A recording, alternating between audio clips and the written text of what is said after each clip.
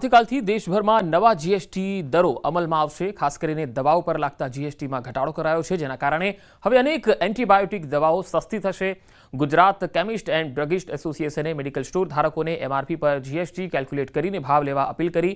સાથે તમામ મેડિકલ સ્ટોર્સને નવા જીએસટી દર દર્શાવતા સ્ટીકરો લગાડવા સૂચના આપી। દવાના ભાવ ઘટવાથી સામાન્ય ગ્રાહકોને સીધો લાભ થશે। ડિસેમ્બર સુધી નવી એમઆરપી નહીં આવે ત્યાં સુધી ક્યાંક ને ક્યાંક થોડી તકલીફો થવાની, પણ મેમ્બરો બનશે ત્યાં સુધી આ વસ્તુની ભૂલ ના થાય।